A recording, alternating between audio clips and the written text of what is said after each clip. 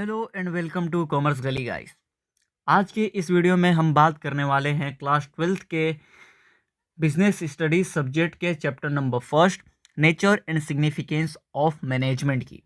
इससे पहले हमने एक और वीडियो अपलोड की थी जो एनपीओस के बारे में था। हमने उसमें 3 चीज़ों के बारे में डिस्कस किया था, मीनिंग, ऑब्जेक्टिव एंड कैरेक्टरिस्टिक्स के बारे में।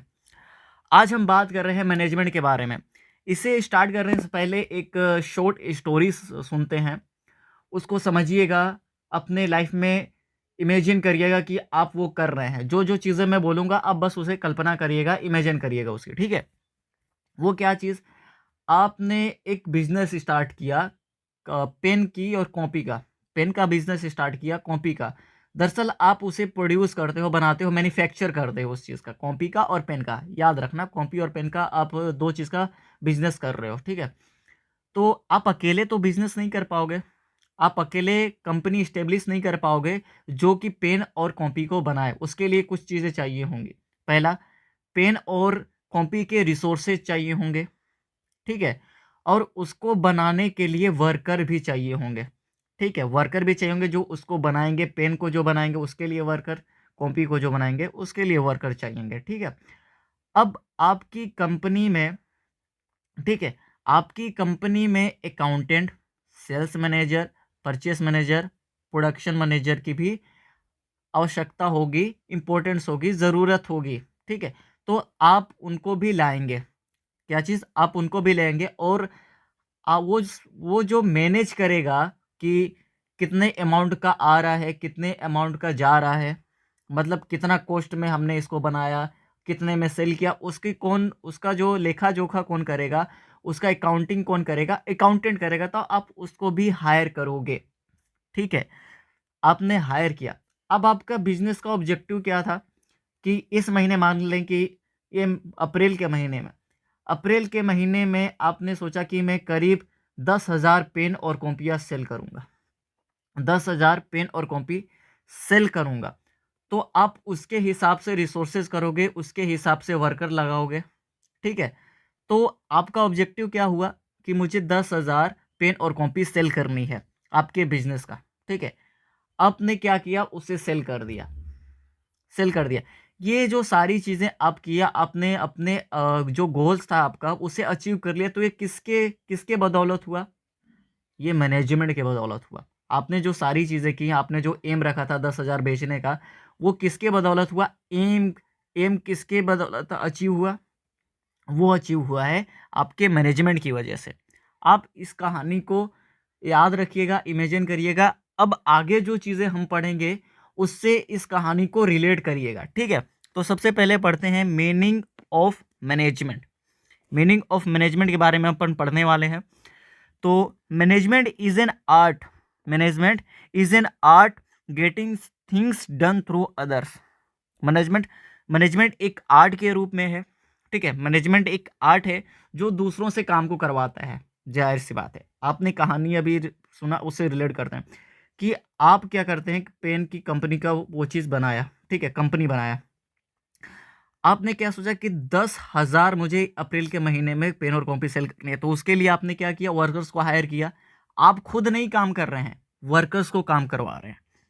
समझ आया।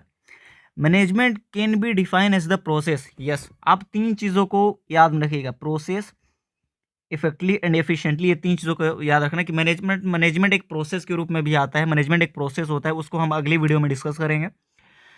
Management can be define as the process of getting things done with the aim of achieving goals. Achieving goals, ठीक है। अचीविंग गोल्स मैंने जैसे कि पहले बताया था कि जो आपका 10,000 सेल करने का था एम, पेन और कॉपी को, उसी के लिए आप वर्क कर रहे थे। तो मैनेजमेंट भी वैसे ही होती है, अपने एक ऑब्जेक्टिव, अपने एक एक एम, अपने एक गोल के लिए सारा मैनेजमेंट करती है कि वो अचीव हो सके, ठीक है। अब क्या आता है, एफिशिएंसी एंड इफेक्टिवनेस। यस, अगर मैनेजमेंट में एफिशिएंसी एंड इफेक्टिवनेस नहीं है तो वो अच्छा मैनेजमेंट नहीं कहलाएगा, वो गुड मैनेजमेंट नहीं कहलाएगा, ठीक है। अब एफिशिएंसी एंड इफेक्टिवनेस क्या होता है, efficiency means doing the task correctly at minimum cost, ठीक है। एफिशिएंसी क्या है कि आप जो काम कर रहे हो, जिस जो गुड्स को प्रोड्यूस कर रहे हो, ठीक है, उसका कॉस्ट मिनिमम आए, मतलब आप पेन कॉपी बना रहे थे तो क्या सोचोगे कि उसका कॉस्ट कम से कम आए। कम से कम क्यों आए? तभी तो वो मार्केट में बिकेगा। ठीक है, effectiveness means completing the task correctly. Task correctly, minimum cost. ठीक है, टास्क करेक्टली मतलब आप जो काम कर रहे हो वो सही तरीके से हो। अब ऐसा नहीं है, ठीक है कि कॉस्ट को कम करने के चक्कर में आपने उस पेन और पेज की क्वालिटी ही खराब कर दी। पेज की क्वालिटी भी खराब नहीं होने चाहिए और पेन भी अच्छा बनना चाहिए। ठीक है, although efficiency and effectiveness are different but they are interrelated. Yes, it is important for management to both effective and efficient. ठीक है, एफिशिएंसी और इफेक्टिवनेस में अंतर क्या है? एफिशिएंसी क्या करता है कि जितने भी रिसोर्सेज हैं उसका मैक्सिमम यूटिलाइज करता है। ठीक है, उस पर फोकस करता है। और जो कॉस्ट आती है बनाने में, पेन और कॉपी का जो कॉस्ट आ रहा है, अपने बिजनेस से रिलेट करिएगा, अपनी बिजनेस से, कि मैनेजमेंट में जो भी काम हो रहा है, कंपनी में जो चीज़ कर रहे हैं, जिस चीज़ को गुड्स का प्रोड्यूस कर रहे हैं, जिस गुड्स को, उसकी कॉस्ट कम से कम आए।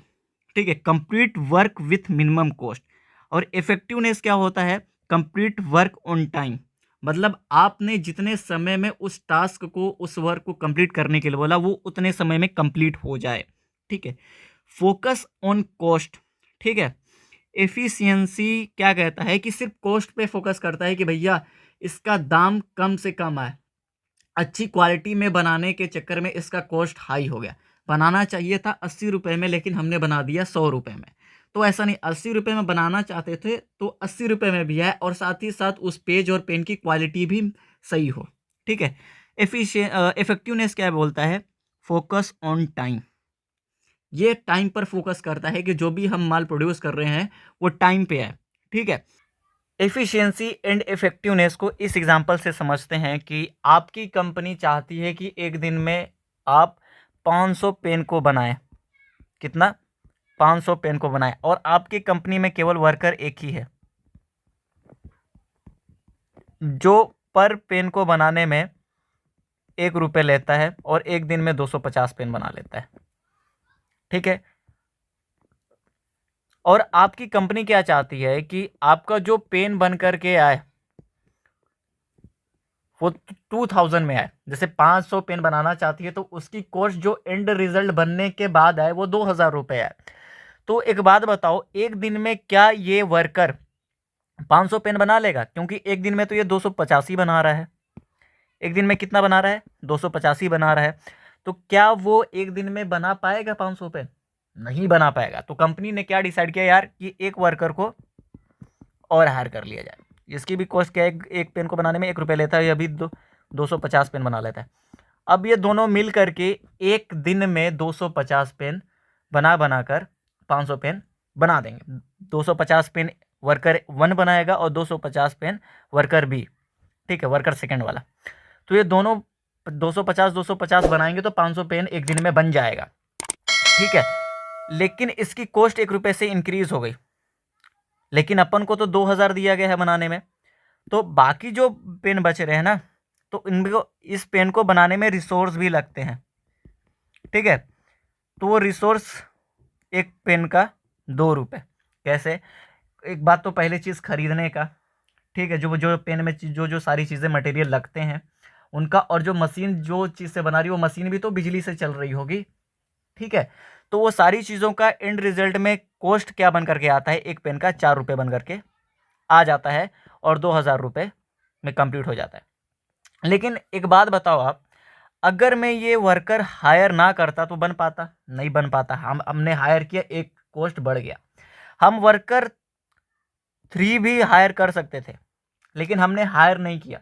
क्योंकि अगर हायर करता तो ये जो कॉस्ट था इसका 5 रुपये बन जाता कॉस्ट, और कितना आ जाता? 2500 रुपये आ जाता। लेकिन अपने को दिया कितना है? 2000 रुपये में। हाँ, वो मालूम है कि टाइम कम लगता, लेकिन अपने को वो भी तो देखना है कि कॉस्ट कितना बढ़ रहा है। यानी कि इफेक्टिवनेस एंड एफिशिएंसी क्या है कि टाइम को मैनेज करे और साथ साथ कॉस्ट को भी। तो कॉस्ट को भी यहाँ पर मैनेज किया और टाइम को भी मैनेज किया गया। ठीक है,